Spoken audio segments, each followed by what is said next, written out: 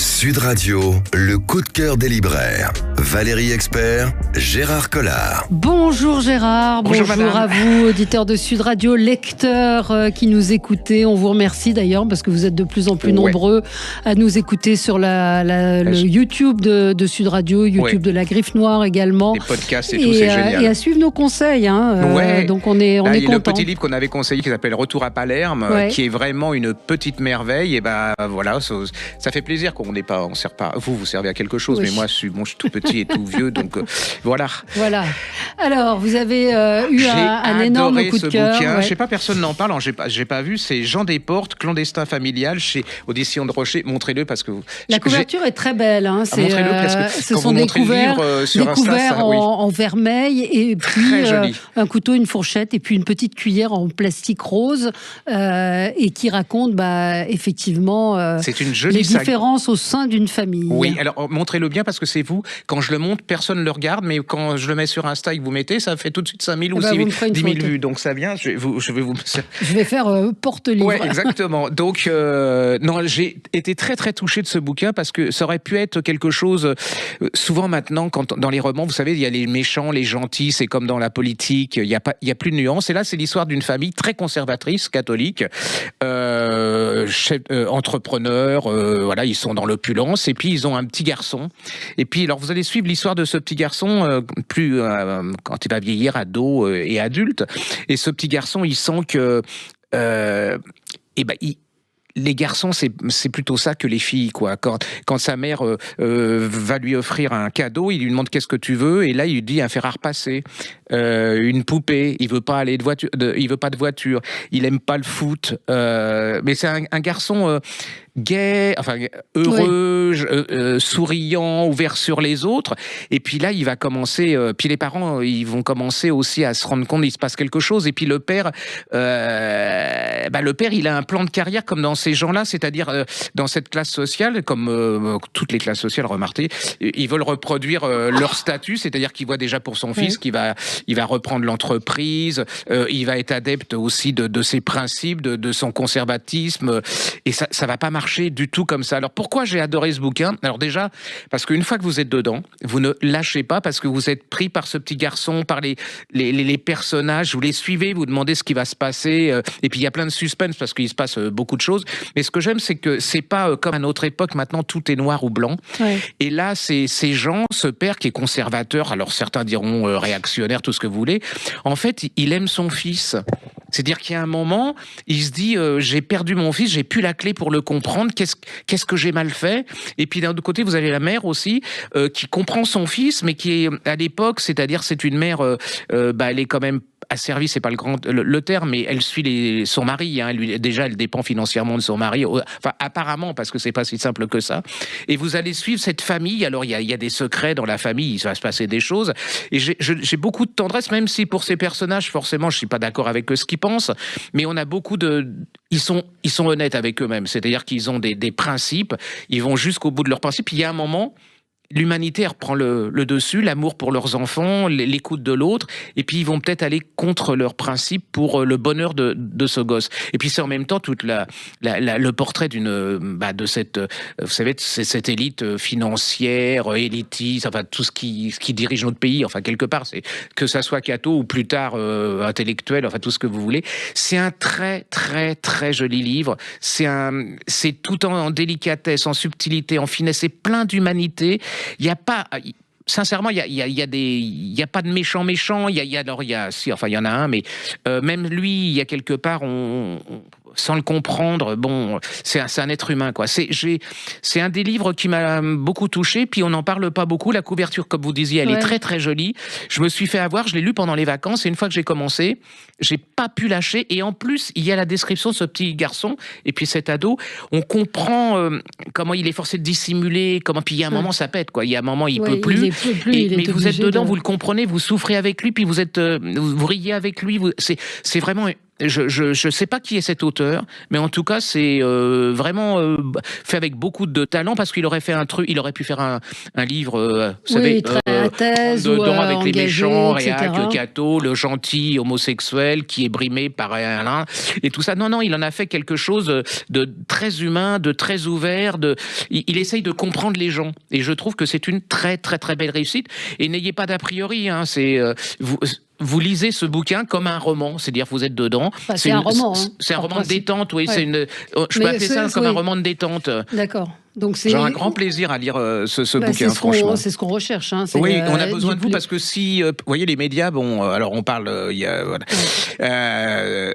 Et on n'en parle pas de ce roman, et je trouve qu'il mérite. Et donc, si vous l'avez aimé, nous, on a besoin de vous. Il faut en reparler. Nous, on n'est que rien. Enfin, on allume la mèche, mais c'est à vous d'en parler à vos amis qui en parlent, et ainsi de suite. C'est comme ça que se fait un roman, quoi. Et le succès. Donc, c'est ce livre qui est paru aux éditions du Rocher, qui s'appelle Clandestin familial. Et vous m'avez donné très envie de le lire. C'est magnifique, franchement. Ouais.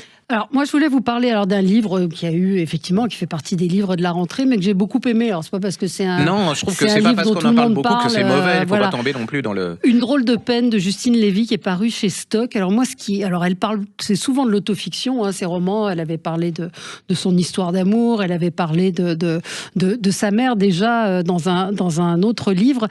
Et une drôle de peine, c'est l'histoire de cette mère. Elle raconte sa mère de l'intérieur, cette mère qui était toxicomane, qui est morte il y a 20 ans d'un cancer. Et elle a grandi entre son père, Bernard-Henri Lévy, qui est très protecteur, et puis cette maman qui n'est pas faite pour être mère.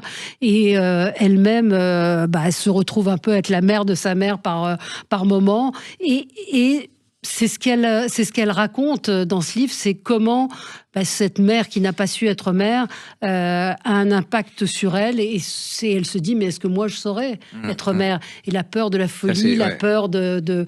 J'en parle pas très bien parce que c'est difficile d'exprimer toute l'émotion qu'il y a dans ce livre. Elle raconte qu'elle aime dormir, qu'elle aime qu'elle aime lire, qu'elle aime être... et puis malgré tout, elle a eu des enfants, et elle s'en est sortie plutôt bien. Et c'est très très dense. Il y a beaucoup d'intimité, mais c'est jamais impudique. C'est vraiment un très très très beau livre, et elle n'est pas justement dans ces livres où on pourrait se dire sa mère a été maltraitante, etc. C'est pas du tout ça. Elle ne lui fait aucun reproche. Elle raconte sa mère et la petite fille qu'elle a été, et comment elle a vécu cette histoire, et comment aujourd'hui, à 50 ans, elle souffre encore de cette relation un peu inachevée. C'est troublant, cette peur, comme les gens qui ont été battus, ils ont peur de reproduire le schéma, comme ces gens qui ont une mère comme ça et qui ont peur. Je trouve que ça doit être dur à vivre, quand même. Donc c'est vraiment un livre, là aussi, vous allez être emporté par son écriture. Une drôle de peine, c'est paru chez Stock. Justine Lévy, moi j'ai toujours aimé ses livres, et à chaque fois qu'on se replonge dedans, on se dit, qu'est-ce qu'elle va raconter? Elle parle de sa mère. C'est vraiment un très très beau livre. On va se retrouver avec vous dans un instant, Gérard, avec un autre livre qui vous a... Un de nos chouchous, une de nos auteurs préférés, et qui vient de faire paraître un livre, j'ai adoré. Et puis un de mes chouchous, Jean-François Piège, qui publie 100 recettes traditionnelles, la poule au pot. Ah bah oui, là vous pouvez, hein. Je tombe sur la frisée au lardon en l'ouvrant au hasard. Je vais vous en dire plus dans un instant. Sud Radio, le coup de cœur des libraires. Valérie Expert, Gérard Collard. Alors Gérard, votre énorme coup de cœur. Je m'étais dit, mais quand est-ce qu'elle va écrire le prochain? Parce que j'avais tellement, et on avait adoré Un jardin des mensonges de Suzanne Fletcher, qui est paru en J'ai lu, qui était une sorte, qui était absolument extraordinaire, qui était un roman vénéneux, qui a un succès. Nous, alors, ça se dément pas, hein, c'est paru en poche, allez-y, en folio, J'ai lu. Et il faut tout lire d'elle. Elle avait écrit des merveilles, hein, qui s'appellent La vie de tempête, par exemple. C'est tout ça, c'est en poche, hein, c'est en J'ai lu. Un bûcher sous la neige. Oui, c'est elle, c'était vraiment, c'est une Irlandaise, hein, je pense. Et alors, elle vient de faire paraître Confidence d'un été, c'est chez Presse de la Cité. Et regardez en podcast, parce que j'adore je vous laisse le présenter. La couverture aussi. C'est une femme en tailleur, on ne voit pas la tête, elle a un collier de perles, un tailleur rose, des gants bleus, et donc... Et alors, c'est l'histoire d'une vieille dame. On est en Angleterre, plutôt dynamique, hein, la dame. Et puis, il va y arriver, elle va tomber dans son escalier. Alors, ça commence comme ça, elle va être amputée d'une jambe. Oui. Et donc, il y a un moment, elle se dit, je peux pas rester chez moi, alors qu'elle a elle est en pleine forme. Hein. Or ça, et donc, elle décide de chercher c'est un EHPAD, mais quand vous allez découvrir la maison, c'est pas un EHPAD tel qu'on l'entend en France, c'est-à-dire qu'elle va découvrir en pleine campagne anglaise une sorte de gentilhommière de château, hein, où on recueille, elle a son petit appartement dans l'ancienne écurie du château, avec alors il y a plein de gens qui sont comme elle, hein, qui sont âgés et tout. Et puis alors elle vous décrit, vous êtes dans la campagne anglaise, hein, les fleurs et tout, et elle est là avec son petit appartement, sa théière, c'est vraiment extraordinaire. Et puis il y a un moment, elle a quelqu'un qu'elle adore qui se tue dans le jardin en marchant sur son lacet. Il se fracasse la tête contre une statue, et là ça la trouble un peu. Et puis ça trouble aussi surtout la responsable de l'EHPAD, une dame très très charmante. Elle est désespérée de ne pas connaître l'amour, et donc elle demande. Il y a une rencontre entre cette vieille dame et puis cette directrice. Elle dit, mais vous avez connu l'amour? Et là elle lui raconte, oui, qu'à Paris elle a connu des gens, et c'est une très belle dissertation aussi qui est destinée aux jeunes et aux gens moins âgés, qui disent que mais nous aussi on a été jeunes. Moi je n'ai pas été que cette vieille dame. J'ai couru après l'autobus, j'ai adoré faire l'amour avec des hommes. J'ai souri, j'ai été heureuse, et ce que vous voyez là, même si je suis encore heureuse et que j'ai été autre chose. Et là va encore commencer. Alors voilà. Quel est le lien avec le meurtre? Eh ben, il y en a un deuxième. C'est-à-dire que cette dame qui est responsable de l'EHPAD, elle chute du 3e étage. Et là, ça commence à être quand même, il y a un problème. Et tout ce livre, c'est à travers. Est-ce que ce sont des suicides? Est-ce que c'est des accidents? Est-ce que c'est un meurtre? C'est un polar, hein, parce que c'est un suspense, mais c'est pas ça. C'est d'abord un roman. C'est un peu comme tout ce qu'elle écrit. Hein. Il y a toujours du suspense, et c'est surtout la dissertation sur la vie. Cette vieille dame qui se raconte. C'est un charme anglais. C'est pas dur. Pour moi, c'est l'héritière de Daphné du Maurier. C'est-à-dire que si vous adorez Daphné du Maurier, c'est Rebecca, tout ce genre de choses-là. C'est-à-dire que c'est une raconteuse d'histoire absolument brillantissime, elle vous ennuie pas, elle vous raconte des gens de l'intérieur avec beaucoup de délicatesse, et puis elle vous interpelle quand même quelque part, parce que quand vous voyez quelqu'un qui est vraiment très âgé, vous dites, ah ben oui, mais elle était aussi comme nous, comme on a été. C'est vraiment plein de charme, de subtilité, d'humour aussi, beaucoup d'humour. Cette vieille dame, j'adore cette vieille dame. J'adore les autres quand elle parle avec les gens qui sont avec elle dans cette maison. C'est très anglais, hein, alors qu'elle est irlandaise. Enfin, c'est très anglo-saxon dans le charme, c'est plein d'humour noir, c'est plein de suspense. Si vous passez un bon moment, c'est comme la couverture, vous allez voir, puis vous allez surtout découvrir un écrivain vraiment d'une très très grande qualité. C'est une grande écrivain de notre époque. Vous pouvez lire en poche tout ce qui est paru. Mais ça, si vous voulez vous changer les idées, c'est une merveille. Ouais, donc ça s'appelle Confidence d'un été, Suzanne Fletcher, aux presses de la Cité. Je peux faire, puisqu'on parle de polar, allez, un petit cocorico, puisque je suis Amélie Langlais, écrit par Philippe Balland et Jacques Expert. Alors là, on va recevoir des mails. Alors là, oui, mais je le fais, voilà. A obtenu le prix des libraires. Il n'y a pas de raison de ne pas en parler. Le prix, pas des libraires, des lecteurs du livre de poche. Donc, meilleur polar pour les jurés du livre de poche. Donc, cette histoire d'une jeune fille qui a été enlevée, qui réapparaît à 17 ans. Elle dit, c'est moi, je suis Amélie Langlais. Et puis, les parents, la mère est folle de joie, mais elle a un petit doute. Et puis, quand une autre apparaît en disant, mais non, c'est moi. Comment savoir laquelle est la bonne, quelle est la réelle identité? La famille essayer de retrouver des souvenirs, elle ne se souvient plus de rien, enfin laquelle des deux est la vraie? Ça fonctionne très bien, et vous saurez la vérité à la dernière ligne. Alors moi, je vais vous parler d'un polar, mais il n'est pas de ma famille. Oui. C'est pas mon mari, ni rien. C'est un type que j'adore, mais là, il surpasse encore. Il s'appelle Jean-Luc Bizien. Ça s'appelle Le Cabinet des Illusions. C'est chez Maison Pop. Je vous laisse. La couverture est somptueuse. Hein. Franchement, rien que la couverture, ça me donne envie. C'est quelqu'un qui est habitué des séries. Hein. Il avait fait des enquêtes de l'aliéniste à l'Archipel, qui était une merveille. Et là, on est en 1902 à Vienne, et il y a un immense magicien, comme on disait à l'époque, prestidigitateur, comme on dit, voilà. Magicien, alors, il s'appelle Chung Ling Soo. Mais alors le problème, c'est que cet homme, tout est un mensonge. C'est-à-dire que ce roman, c'est comme le magicien, c'est un tour de passe-passe, c'est un tour de magie. C'est-à-dire que cet homme, il n'est pas plus japonais que moi, je suis chinois que moi, je suis chinois. Il s'appelle, son vrai nom, William Egglesworth. Il a changé de nom. Il a un postiche derrière avec vous savez... Une fausse petite natte. Derrière pour faire...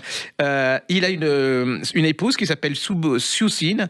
Le problème, c'est que son vrai nom, elle s'appelle Olive Dotpass. Vous voyez, c'est son assistante, et il a une fille qui s'appelle Bamboo Flower, mais en fait la Bamboo Flower, c'est l'enfant mi-japonaise mi-anglaise d'un de ses assistants. Et là, vous allez commencer par vivre une histoire absolument... Vous savez, c'est comme les gens qui vous les cartes comme ça et vous essayez de trouver la carte. Et là, vous êtes dans ce roman, vous essayez de trouver. Ça m'énerve parce que vous êtes comme ça. Vous croyez avoir trouvé, en fait. Mais là, c'est pas magique. Du tout. Et alors, je vous conseille aussi, il y a une préface de Tilliez. Alors, s'il y a un truc qui m'énerve dans les polars, c'est les préfaces. Mais là, c'est vraiment une pure merveille et ça vous explique tout est en trompe-l'œil, tout est mensonge. On ne sait pas.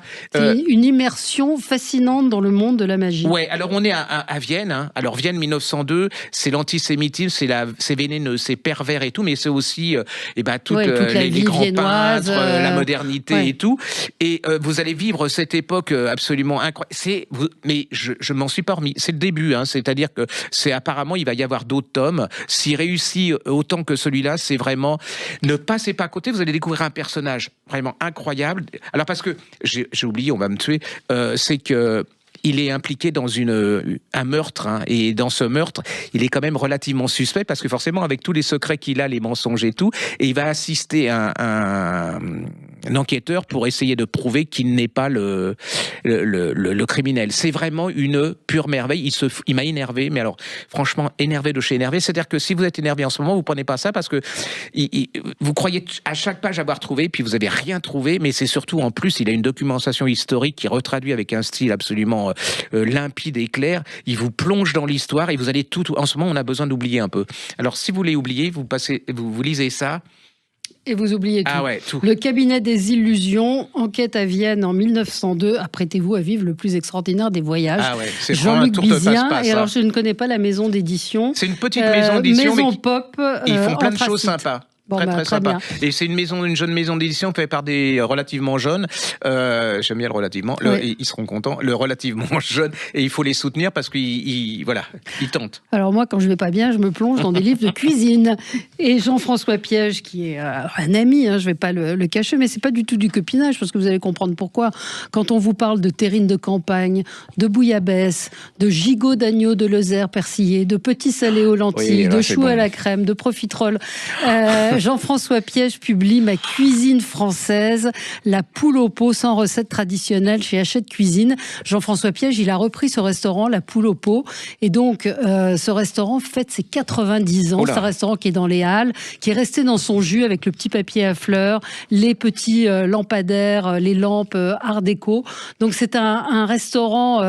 c'est un peu la brasserie qu'il avait avant, un peu, non ? Non, c'est la poule au pot. Il dit c'est un hymne à la France et il partage sa passion pour la cuisine de bistrot. Et effectivement, ce sont des recettes. Et moi, ce que j'aime chez Jean-François Piège, c'est qu'il sait rendre les recettes accessibles. Bon, je vous dis pas que vous ferez le pâté en croûte, forcément, moi avec aussi. Les cornichons. Mais, voilà, forcément, vous réussirez. Mais il y a plein de recettes avec des petits trucs pour justement faire réduire le jus de cuisson. Là, par exemple, il a posté une recette. En ce moment, il y a des tomates, elles sont un peu trop mûres.